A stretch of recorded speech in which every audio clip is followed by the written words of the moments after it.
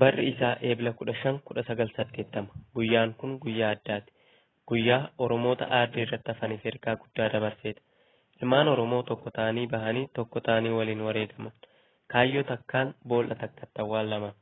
Kaayyoo bahaniif dhiisanii cinaatti hin gorre. Galma tokkoof bahanii galma bahaniif dhiisanii waliin galan. Hangafoota qabsoo keenya. Wallaahi billaahi Oromoo jennee baanee Sumaalee taanee hin gallu. Jecha gooticha Haji Abdullaahi Ganamooti.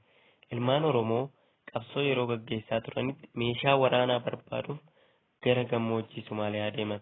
Imala isaanii keessatti waraana mootummaa Somaaliyaa Ziyaad Baareetiin marfaman.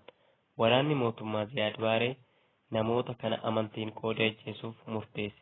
Musliimota dhiisee namoota musliima hin taane ajjeesuuf karoorfate. Akkas jedhanii isaan gaafatan. Musliimonni kiristaanota irraa adda ba'a. Musliimota kan ta'an hin ajjeesu jedhaniin. Ilmaan Oromoo kunniinis Oromoo jennee baanee Sumaalee taanee hin gallu jedhanii adda bahuu didan. Obboloonni Musliimaa obboloota keenya waliin baane irraa adda hin baanu waliin nu ajjeesaa jedhanii didan. Kun Oromootaaf ergaa guddaadha. Gootonni yeroo sana wareegamanis Magarsaa Barii hoogganaa baa'oo yeroo sana, Gadaa Gammadaa itti aanaa hoogganaa, Muhee Abdoo, Abboo Maamitikkuu, Higga Zuubantii, Falmataa kan caccabsaa, Faafaam Dooyyoo, Irra Aanaa Qaxalee, Marii Galaan, Daddachoo Boruu fi Daddachoo mul'ataa turan. Egaa yaa obboloota, guyyaan eebila 15 kun uummata Oromoo fi ilmaan Oromootiif iddoo guddaa fi guyyaa seena qabeessadha. Guyyichi guyyaa beekamaa fi kabajamaa ta'uyyuu sababoota dhiibbaa mootummoota irraan kan ka'e ifatti kabajamaa hin turre. Sababa kabaja ayyaana kanaan Oromoonni hidhaa fi gidirsa tureef ifatti kabajamuun ulfaataa ture. Haa ta'uuti haga feene haalonni ulfaatuu fi rakkisoo ta'anis yaadannoo wareegamtoota fi warreen wareegamanii nuun kabajaa fi ulfina nutti uwwisaniif yaadannoo sammuu fi yaadannoo barbaachisu gochuufiin barbaachisaadha.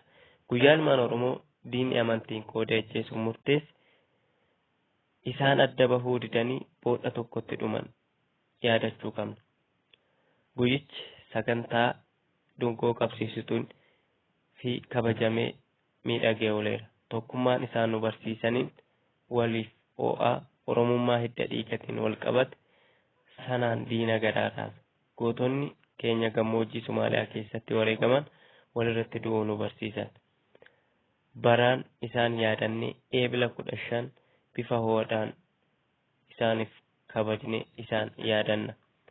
Bakka guyyaa yaadannoo wareegamtoota keenyatiin isin ga'e. Eebilli 15 guyyaa seena qabeessa uummata Oromoo biratti iddoo guddaa qabudha. Ayyaana gaarii. Horaa bulaa deebana.